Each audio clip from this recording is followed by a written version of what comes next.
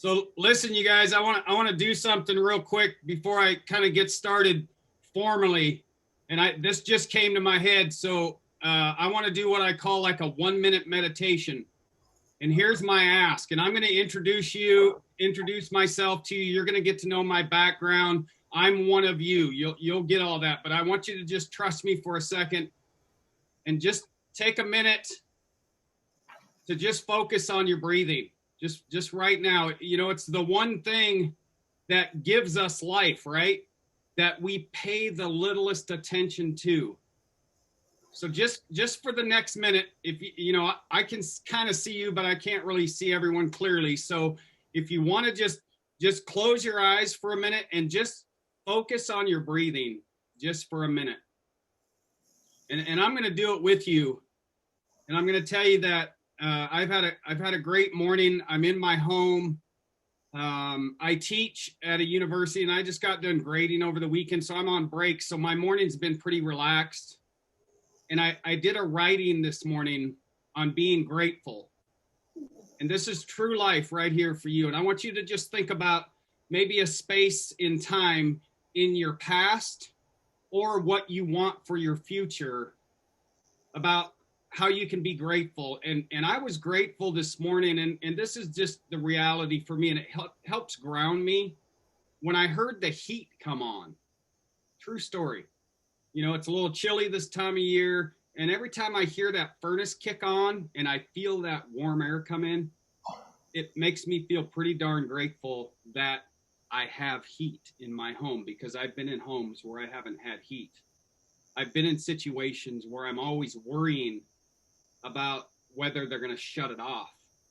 And I haven't had to worry about that for a long time. And so for me, with my eyes closed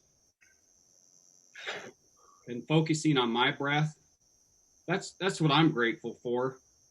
And all of you right now, and this was not planned for me, you guys, all of you right now, irregardless of what's going on outside of, you all woke up in that same state, right? You had heat. You had a warm bed. So maybe just take a moment and close your eyes and just think about that. Think of maybe where you've been in the not so distant past where you didn't have that. And I want us all, myself included, because I've really been looking forward to this 10:45 a.m. lecture with you guys. And I'm being honest to God, true to life. I'm working with someone in the community doing some really cool stuff. And I sent her a message and I said, man, this is the one I look forward to. So you guys come back with me, open your eyes. And that little technique that I did with you, I want you to just think about it for a second. Whatever is going on in your world, you can do that. Just take a minute to just sit and just kind of ground yourself and just focus on the breath. And I kind of chuckle a little bit with what I'm about to say, is when we do that, our body, our physical being, doesn't have much of a choice but to calm down, at least a little bit. When you force yourself to focus on your breath, that's part of meditation, is focusing on your breath. Your physiological being, it lowers your heart rate. It lowers your blood pressure. It lowers that heightened sense of mood that you might be in. And I say, as you walk your walk in recovery, this can be a good thing to do when you get overly excited. Like my wife sometimes, true story, she let me buy a brand new snowblower yesterday. I got to tell you guys, I was so fucking excited. I was like, oh my God. And I had to, calm down. She's like, calm down now. We had to talk about the finances. Okay, we're going to pay for it. We're going to do this, blah, blah, blah. So you can use it on both sides. When you're really excited for stuff, but really important. And I think about this exercise. I think about my mother with this exercise. I'm literally in Ellensburg. I'm in my home, and just 6 blocks from here, I was at my mom's bedside almost 2 years ago when she took her last breath and when she was forever at peace, right? And I think about my mom with this exercise. I want to tell you guys, true story. I mean, this lecture I'm about to give you, I just had you calm down, right? I gave you that exercise, and I'm gonna share my screen in a second. It's a small slideshow. It's just like 5 slides, but it's kind of some points to go off of.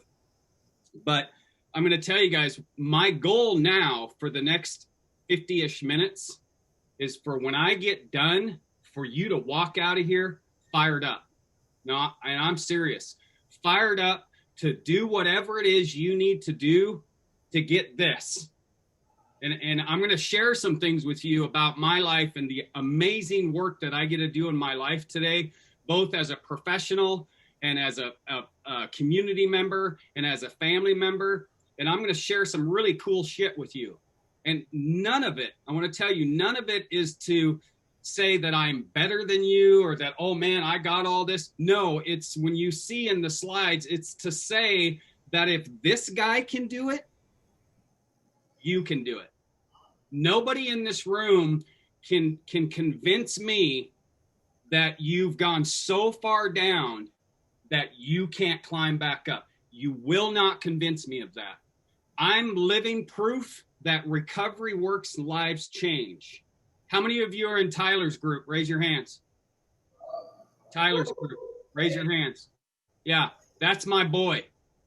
And I can tell you that he is living proof that it doesn't matter where you've been, right, in the past and what's happened, you can rise above. You can achieve amazing things as a person in recovery. My wife, who she's at work, I was pointing upstairs, but my wife is a living proof that even for my young people in the room, if you're, 18 to 25, let's just say, she was able to get sober when she was really young. And that would be tough. I really latched on to recovery when I was 29. That's when I got really serious about it. And I think about young people, right?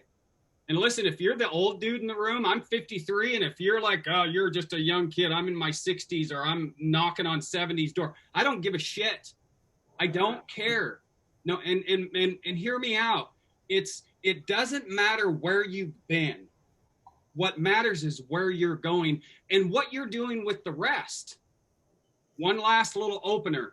I have my really good friend, Ken File. He lives here in Ellensburg, and he's kind of like a father figure to me. He's a person in long-term recovery, and he's helped me through a lot of stuff. And he's been walking through some of his own stuff lately.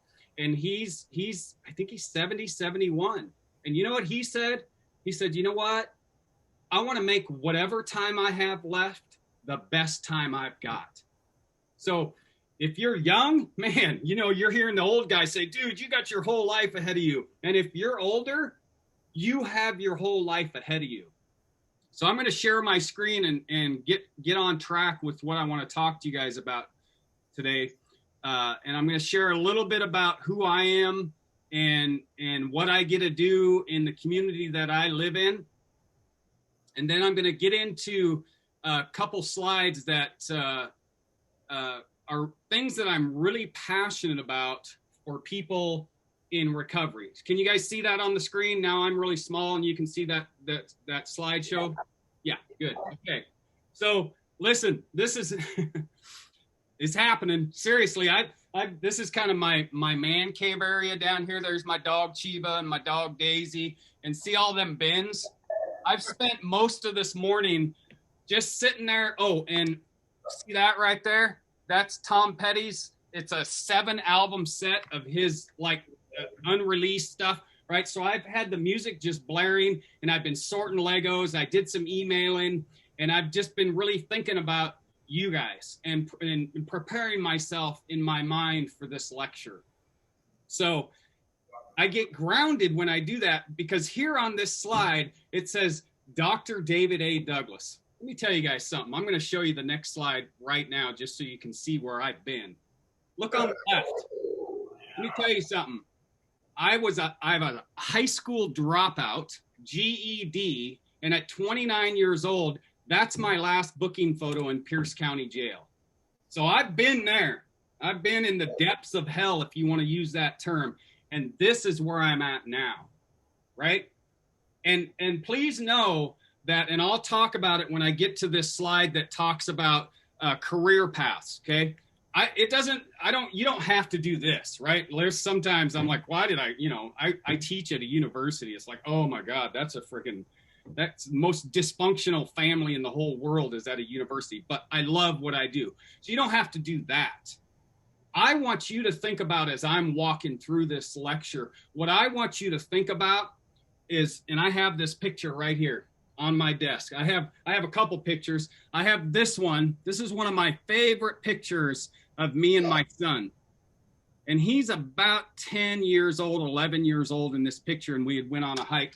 But the one for this, what I want you to think about is, this is me when I was just a little boy. I know I was cute, right? But I do this shit on purpose, you guys, because let me tell you something. I want you to hear this, men in the room. And this is why I love doing this lecture. I love, obviously I love women. I'm married, but I can be really raw with you guys. No boy, when they're this young or 8 or 10 years old, no boy, no human for that matter, when they're 8, Fire alarm! Don't worry about it. Okay, all right. No boy, when they're young, thinks, gosh, one day I want to become addicted to drugs and I want to commit crimes. No boy, when they're young, thinks, yeah, one day I want to grow up and I want to have kids and I want to get married and I want to cheat on my wife and I want to do all this crazy. It just doesn't happen. I remember when I was 12 years old, right before I started really using drugs and alcohol and I kind of went off the deep end, I remember I had plans for my life. And then trauma happened, a lot of stuff happened, and then I went off this other path. So what I want you to do as I walk through this is think about that for yourself. Where did you really want to be? I believe in this picture, I know, when I was in Pierce County Jail, and even years later, after returning to use in 2006, right here in Ellensburg, I remember very much so then, because I had a lot of recovery and then I returned to use, right? How many of you have had recovery and you've returned to use? You know it as relapsing, right? I use return to use. I hate stigmatizing language, okay? So you didn't lose that. I want to say that, number one. You have that bucket of recovery that I want you to go back and I want you to use the tools that worked. But I think back to this time, and there was always a glimmer in my mind, even in my darkest days. This was a dark period of my life, and I've had several. There was always a little part of me that had that little boy in me, that had some hope, right? So I am in recovery. I've been in recovery since March 25th of 2007, and I say this regularly. I say it publicly. I do these lectures in the community. I'm on social media, and I talk about my life. It's not like I'm out there screaming it on the rooftops. I mean, I will, but one of my overreaching goals is to change the image of substance use disorders. And so I'm a person in recovery. I have been for a while. And everything that I get to do in my life today, I kind of showed you this is my little room down in our house. We have this is part of what I wrote about. We have a beautiful home. It's not like a crazy mansion. We don't even want that. All of my needs are met. Seriously. And I can tell you without a shadow of a doubt, the reason all of my needs are met are because I'm in recovery. That's it. Hands down. Now, there's a lot of other things that have happened in between March 25th, 2007 and today, and that's the work, right, that I've done. And I'm going to talk about that for you, how you can get from wherever you're at in your head right now to wherever you want to be. There's a whole bunch of stuff that's happened in between there, and we're going to talk about that today, some things that I want you to really focus on. But it's really that decision that I made to change my relationship with drugs and alcohol. And for me, it's complete abstinence, right? So I get to do this lecture that I'm giving you here. I have a business. It's called Communication Pathways, where I do work in the county and the Ellensburg community. And I give lectures like these and other type of lectures, all surrounding educating people on what substance use disorders are, what are the varying pathways to recovery, and really changing the myths that are out there about substance use disorders. So you'll kind of hear me talk a little bit differently. I use different language. Like, just for me personally, right? If I were to go to a 12-step group, I might identify myself in there as an addict or an alcoholic. But outside of those rooms, I'm all about lowering stigma. And the unfortunate reality is that the average person, if they hear, my name's David and I'm an addict, they're going to have some preconceived notions about what that means. So I say, my name's David. That's what I lead with. And I talk about the cool things that I'm doing in my life. And then I say, yes, I'm a person in recovery. So that's the work that I do with Communication Pathways. I'm a member on a county board, our Kittitas County Mental Health and Recovery Board. I have started the Kittitas County Recovery Community Organization with others in recovery and community members. I have contracts where I give lectures like these to professionals in the community, whether it's criminal justice professionals, whether it's healthcare workers, whoever wants to hire me, or if I do it volunteer, I do that type of work. So I have contracts through that business.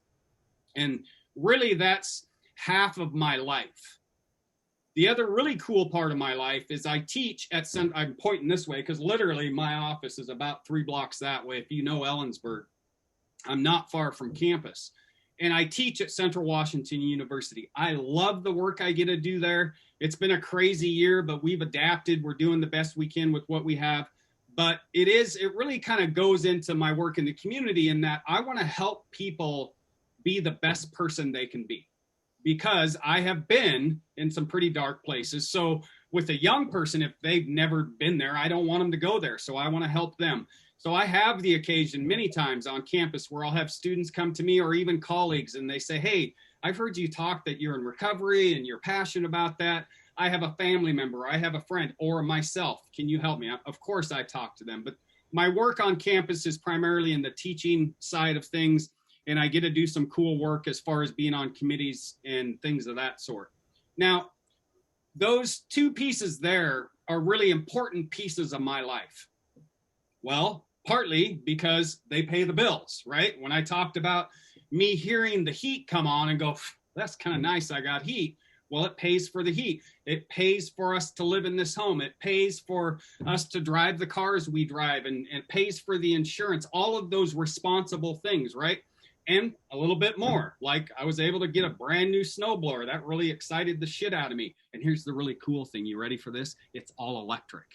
Yeah. Snowblower. It's all electric. I want it to snow so bad. Okay. Now, so those professional roles that I have, they pay the bills and they are my careers of choice. I've chosen to do these careers. You guys can relate to this, and you may need to do this early recovery. My first job in the mid-90s, when I was living in Sumner, Washington, right after this period here, I needed a job.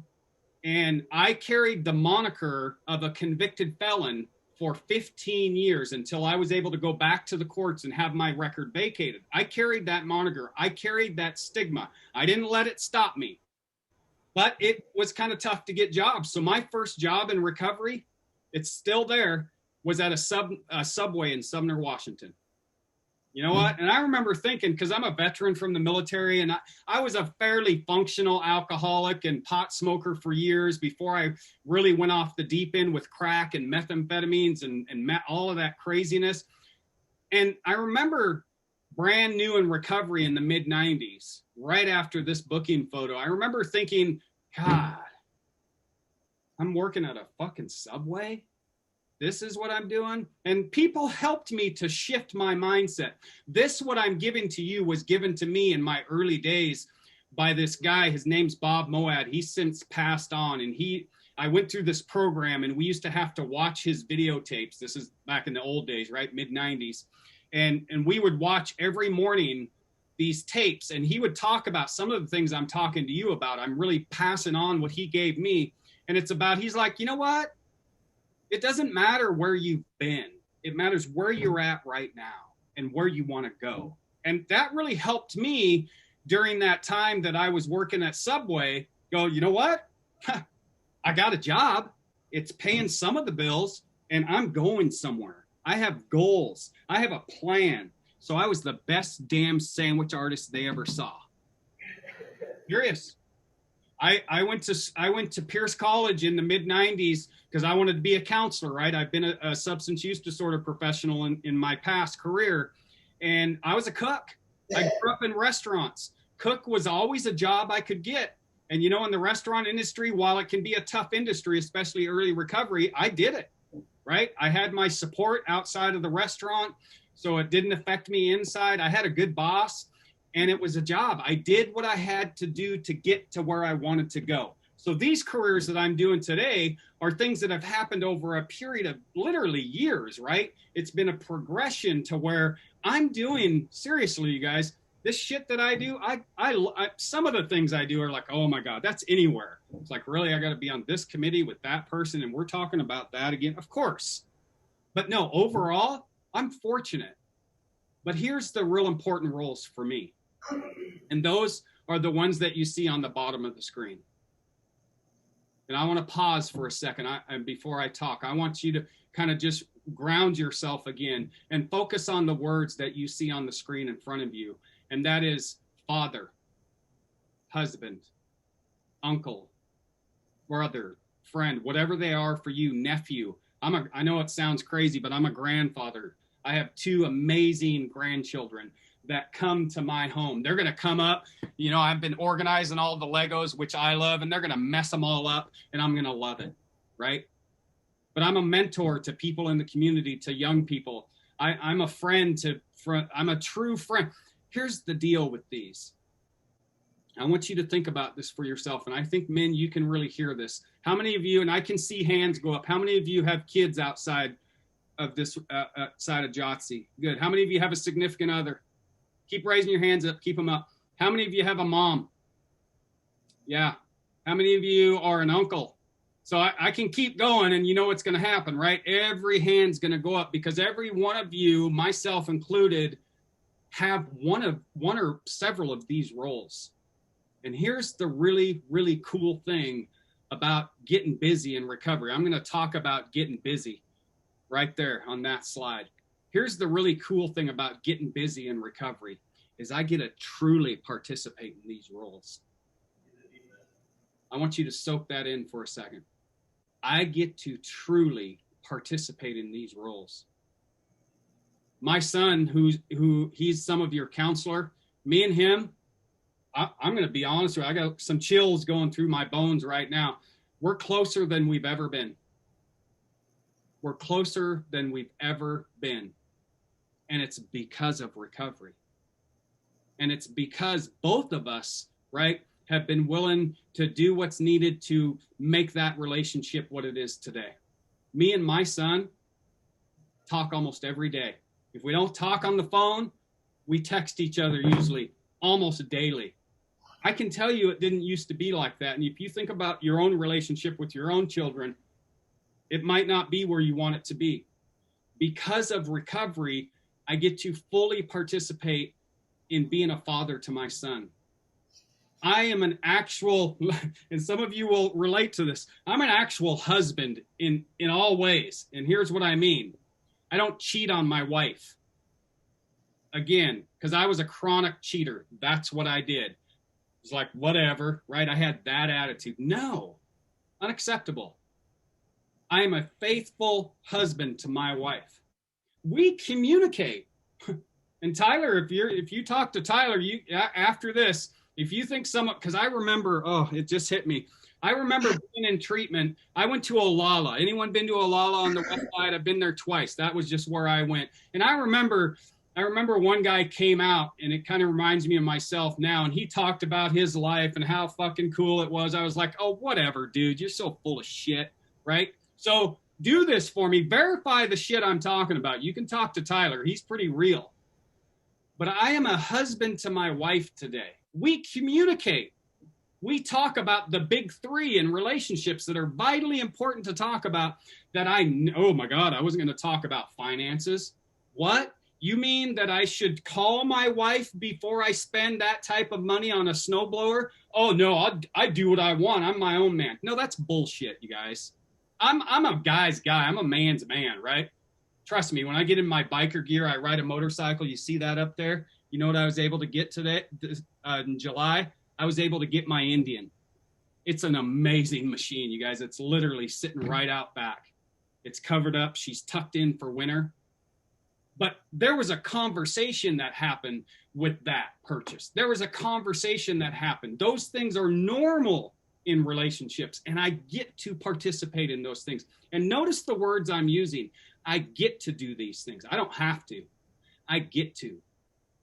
I'm glad I'm thinking of Bob Moad. If you have a notes or if you want to write it down, look this guy up. He's been passed on for a while. His son's doing some really cool work. Trevor Moad. If you're into football, if you know this guy named Russell Wilson, anyone know Russell Wilson? He's his guy. He's his mental conditioning coach. That's Bob Moad's son. And it's all about the language we use. I get to participate in these roles. And listen, I also get that it's hard. I also get that it's hard, but it's worth it. I remember early recovery. I remember in these early days in the mid 90s when I was on fire for recovery, right? I was like, I'm doing it. I don't care what I have to do. I'm doing it. I'm done looking back. But it was hard because my back wasn't too far behind me. And what I'm talking about, just one area, was I owed over $13,000 in child support. $13,000. That was just child support. We can get into competitions about who owes more and what you've done more than me. Yeah, that's all great. This is just my story. And I was working at that Subway. I'll never forget. The state was taking half my take home. I was making minimum wage, right? But I was motivated because I had started surrounding myself with people and influences that wouldn't let me go back. So even when they were taking half my net pay, what did it mean? Well, it meant I had to work more or get another job. Or it meant I just had to keep chipping away at it. So know that no matter where you've been, you can get to where you want to go. And I'm not going to guilt you or shame you because none of that works. What I want to do is motivate you to know that you have it within you to achieve greatness. Yeah, I'm going that far. You have it within you to achieve greatness. I'm following a guy on social media. I think it's in Kentucky. He's a person in recovery, just like you, just like me. He's got a crazy story, right? And he posts stuff all the time. He just opened a treatment center, literally. And this place is nice. It's like, wow, he's really wanting to do some powerful stuff. You have it within you to achieve greatness. Tyler, my son, 6-ish years ago, 7 years ago, how many, those that have kids and those that have had that walk in recovery. And when you're in recovery, I was in recovery knowing that my son was in active use. And I got to tell you, it was fucking scary. I was just waiting for the call. And Tyler's path, this isn't what this talk is about, but just so you can understand that you can achieve greatness, right? Because you're all sitting in this room. You have it right now. Right now, you're here. This is the beautiful thing. This is why I love doing this lecture with you guys. But I was just waiting for the call, not from jail. I was used to those. When I got the calls from jail, like you guys know this, I was like, well, at least he's safe. He needs to be in treatment, not jail. But I wasn't waiting for that call. I was used to that. You guys know the call I was waiting for to come identify him. But look at him. I don't know if he's sitting there listening to this, but if you see Tyler, look at him. Number one, he has a life today. He has a full life. He's busy. He's always got his dad saying, do better, right? Not in a bad way. I'm like, he's going to do amazing things, right? In the period that he's been in recovery. And I've watched him and understand this about recovery is that, and this is what I'm going to choose to not do. Recovery is really life, right? And life in general, if 2020 has taught us, and it can be hard. It can be really fucking hard. But the beauty of being in recovery is I can manage that hard period of life much better, right? I might have a step back, but it's not 20 steps back when I'm in active use, right? It's just a step back. And then I keep moving forward. So that's the beauty of recovery. So I'm going to talk about this slide that I have up, and it's what I call the wheel of recovery. And I know that some of your counselors are talking about this, and I want you thinking about all of these areas of your life as a person in recovery. I'm checking my watch to make sure I'm on track. Tyler was late, so I can go over a little bit. You guys have lunch right after this? Yeah. 12. At noon? Good. Today's Ridge Day. I hike the ridge with a friend every Tuesday, so I'm going to go hike the ridge after this. It's always a good time. So listen, you're in the middle, right, of this wheel that I have on the screen. And it's vitally important. I don't have it up here, but I want you to understand that it's vitally important to be in all of these areas, and that's your life as a person in recovery. Absolutely, 100% important. I can't do any of the things that I'm doing here without my recovery. And for me, my recovery is in all of these areas, right? I'm going to talk about on the next slide, which will make a lot of sense, and it's your circle of influence. But let's stay on this one. Family. Ooh, right? When I went through these roles, father, husband, uncle, whatever it is, cousin, and that caused you some angst, it caused you maybe some anger, then that's an area you're going to need to pay attention to, right? When you leave JOTC, your recovery is continuing. I'm not going to say it's just starting. I'm not going to say the work is just beginning. You're starting the work right now. But I think it's really important to think about those relationships you have with family members and what work needs to be done there. And how will that look? Does it mean you need to go to a counselor? Probably, maybe. I'm not sure. Does it mean that you need to mend some relationships? Again, it's unique to you as a person. It might mean that. Here's what I always like to mention when I get to this family part. And what I want to say to you, for men in the room that have kids, your children are watching you right now. And you might be thinking immediately, a knee-jerk response is, well, my kids don't even talk to me. They don't want anything to do with me. My challenge to that is what I just said, is they're watching you. They're waiting. They're hoping. They might be praying if that's what they do, right? It happens a lot. This is part of family systems. I give a whole family systems lecture. And this happens is someone goes into treatment, and that one family member who was like, you need to go to treatment, you need to go to treatment, you know, blah, blah, blah. And then you go to treatment, and then you get on the phone with them and they're pissed off. And you're like, what the? I'm in treatment. That's what you wanted. Well, they're processing it how they need to process it. What you need to do is do the work you need to do as an individual to be a better you.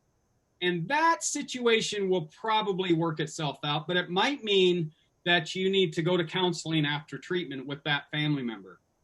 But I like to say this before I go to the other areas. Don't forget about your family. Absolutely 100%. Find your core group of influence that helps you maintain your recovery and keep moving forward and not moving back. But don't forget about those family members that have really been there for you all along the way. I see this happen for people in recovery where they kind of get this whole new group of friends and they don't even talk to Aunt Sue anymore, who was the one that was always the one to bail them out of jail. Don't forget about your family. Your family is important. And absolutely, it might mean that you need to distance yourself from some family members, right? If you have family that's in active use, sometimes some of the best thing, this is what I recommend to family members, sometimes one of the best things you can do as a family member, if you have an adult child who's in active use, is model recovery. I talk to family members who get so frustrated. They're like, I don't know what I can do. I've tried everything. I'm like, well, maybe you should stop trying everything, especially for people in recovery. Maybe just be who you are, because they're watching. They're paying attention, probably more than you know. Your finances. I talked a little bit about that. And again, I think for men, this can be tough, right? It can be kind of an ego deflator to just get any job. Well, you got to start somewhere. I know it sounds like, oh God, I told you my story. Tyler, his first job, I think he did wildland firefighting. I was like, oh man, okay, right? You do what you got to do to get to where you want to go, but don't ignore your finances. Don't. I hear this and I'm completely against it. And here's what it is. Guys who owe child support, and they know if they get a job on the books, a normal job, that they're going to take some of their paycheck to take care of that responsibility. They say, well, I'll just always work under the table.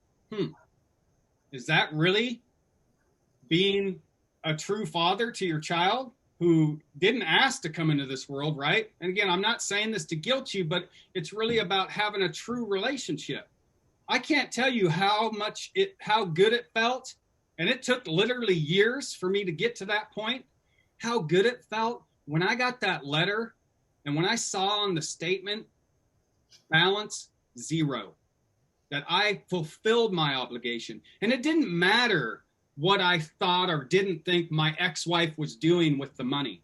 It didn't matter if I thought, or even if it was true, that Tyler never saw any of that money.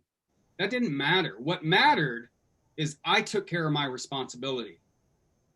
And all of your areas of responsibility. It's vitally important to take care of your finances.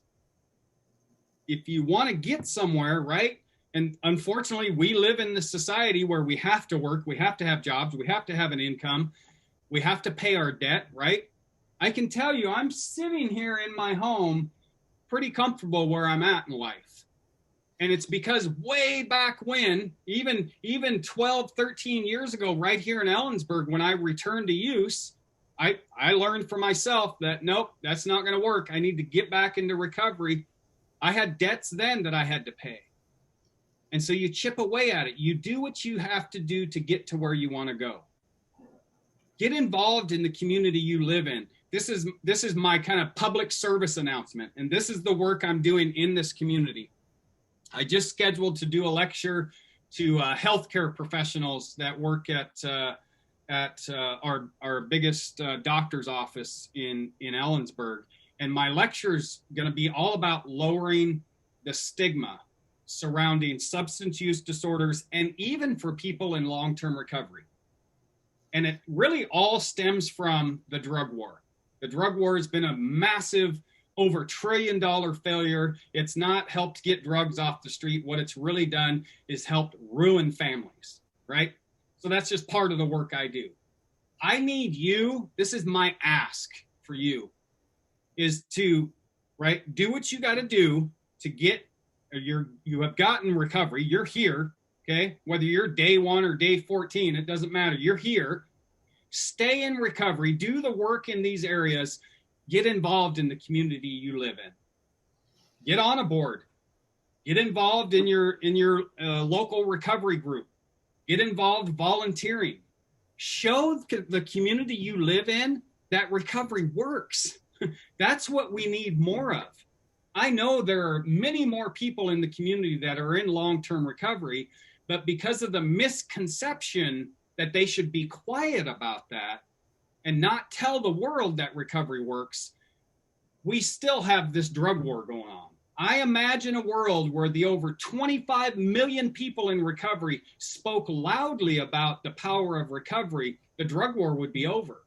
But because we kind of stay sheltered, we don't talk about it, it is the way it is. So I need you to get involved in the communities you live in. And it doesn't have to be in the recovery arena, but by volunteering, getting involved, it helps me to kind of, you've heard this, get out of myself, right? Helping others. It's a powerful thing. Your career. Again, I carried the moniker convicted felon until 2010. No, it's been 10 years. I just had that thought. But I carried that moniker in recovery and I had amazing success. Were there some barriers? Yes. Did in some cases I find ways around them in not illegal ways, but legal ways? I was hired by Fred Meyer. I worked for Fred Meyer for almost 10 years with a record. I found a way to talk to a hiring manager and I was able to get hired. And there is positive movement in all over, especially in our state, for convicted felons to still be able to get jobs and still be able to get housing. But what I say is you can't tell me you can't. That might be a barrier, but find a way around that barrier to do the job you want to do. The trades are still, I mean, the economy's, who knows what's going to happen over the next couple of years. But I know in little old Ellensburg, the trades are still busy and they need people, electricians, HVAC, plumbing, whatever you want to do, carpentry. The trades are screaming for people. You don't have to do the craziness I did and go get a doctoral degree. I actually don't recommend that unless you're really crazy, right? So if you are, I can talk to you about it. But look at that for yourself. Think about your career path and what you want to do. Because if you pick the right career path, something you want to do, going to work is going to be a lot easier. I honestly don't feel like I'm ever going to work anymore. That's just me and where I'm at. The last area, and it's a pretty important area, and it's one that I think that we don't spend enough time focusing on, especially early recovery. Vitally important early recovery, and that's physical and mental health. Now, I know in treatment, right, you're focusing on the mental health. You're doing individual counseling session, you're doing group sessions, you're kind of processing stuff. Really good work. That needs to continue when you leave treatment, okay? Find a way to process whatever it is you need to process. I'm a survivor of childhood sexual abuse at the hands of a male. Now, I can tell you that me being able to say that, and if I was there, I'd say it just like I said it right now. Me as a man being able to say that out loud to other men, it took some work. It took some healing. It took some learning through counseling that, you know, it wasn't my fault. And these perceptions that I had about myself were inaccurate and that I was abused. That's just plain and simple. Now, I couldn't use that as a crutch to not be able to get to where I wanted to go, but it would have been a barrier if I didn't go to counseling, if I didn't get the healing. Your physical health. This, I kind of jokingly say, you know, you can always find where a 12-step group is, because just look for the people outside drinking energy drinks and vaping or smoking, right? Now, my son, if he's in the room, he's probably shaking his head because I'm the worst kind of smoker, you guys. I'm a former smoker, right? I don't smoke, I don't vape, and I limit my caffeine. It happened a couple nights ago. I knew I drank a pop, and I'm no health nut. I like food. I have Oreo cookies sitting on the counter up there. But here's what I know, is I know my body, right? I know if I drink more than 2 cups of coffee a day, that I'm probably not going to sleep well. I'm 53 and your body just starts changing, right? But even when I was younger, I learned that if I pump a bunch of caffeine in my body, then my ability to manage my moods is going to be less, right? So I do some things on a daily basis to support my physical health. I make sure to get some type of fruits in my body every day. I eat a banana every day and usually an apple every day. It's about balance in this area. The mental health, I say strongly, you know, this is the time right now to talk to your counselor, those areas of trauma, right? We call it ACEs, adverse childhood experiences. If you were a child of neglect, if you're a child of abuse, if you witnessed domestic violence as a child, those are the things you need to work on as a man, right? I'm no less a man because I went to counseling to heal from childhood sexual abuse than I was if I didn't. That doesn't make me any less of a man. Some would say it makes me more of a man. I don't know if I even describe it like that. I just wanted to heal. So pay attention to these areas. It's really important. It's about all of these areas. It's about balance, right? I think early recovery, though, is really that time to do that really good work to launch you forward. And some of it just takes time.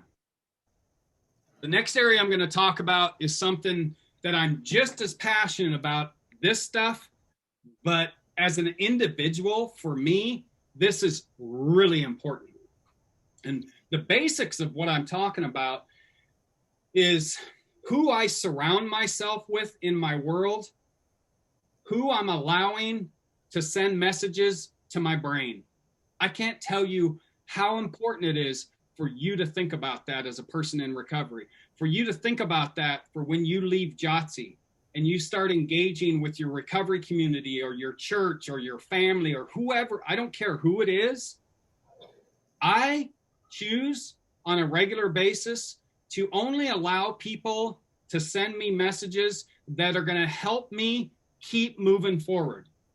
That might be selfish. No, it's critical to my success as a human in life, as a person in recovery. My friend Brett and I talk regularly. My friend Corey and I talk regularly. My son and I talk regularly. My wife and I already told you that, we talk every day, right? And I share with those people everything that's going on in my life, the good, the bad, the ugly. And what I get from those people is help, right? When I'm struggling, I know I can call my son and say, you know what, I've battled depression my whole life, and I'll have some days it's like, oh, today's not the day.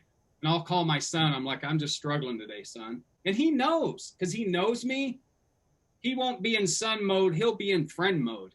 He'll help me through that period.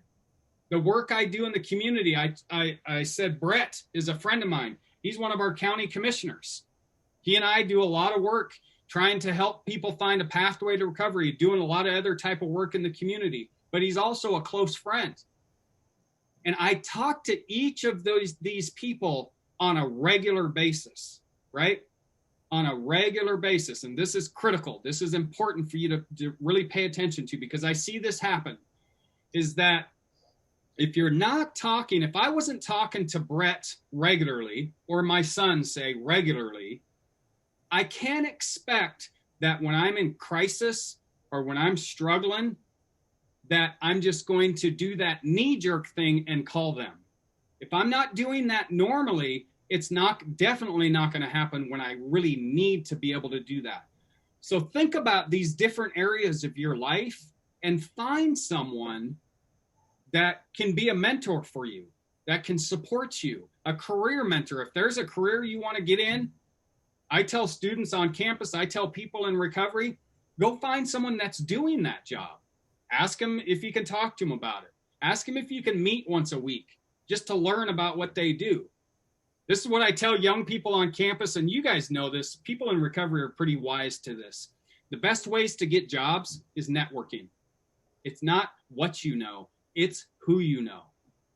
So all of these areas, find people that can help support you get to where you want to go. And then delete those people, what I call the naysayers. I can't handle massive negativity in my world. I even go as far as to say to you, think about what you're looking at on your phone on a regular basis, on your computer on a regular basis. I don't watch the news. I get enough news, just enough news to be informed. That's all I need. Social media. If you go on my social media accounts, you know what you're going to see? You're going to see pictures of Daisy and Chiba pretty regularly. You're going to see pictures of my motorcycle. You're going to see pictures of my grandkids. You're going to see my daily quotes, right? That's what I use social media for. Now, I've been guilty of engaging on social media. It's the worst place in the world to try to have a debate. It's stupid. Don't do it, right? That's influencing you.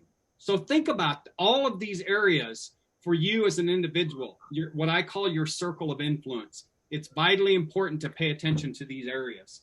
Now, I've already talked about this, but here's my say to you: get busy. I talked in the beginning about, if you're the young guy in the room, you're just at the advantage because you have the most years left, right? But that's not an excuse for you to go, well, I got a lot of years left. I don't have to get busy in all of these areas now. No, bullshit, right? Get busy now. I hear this, and I don't hear it a lot, but sometimes I hear, well, you know what? Johnny just needs to focus on his recovery. That's the only thing he should be focusing on right now. We'll provide him a place to live. We'll give him money. We'll give him a car.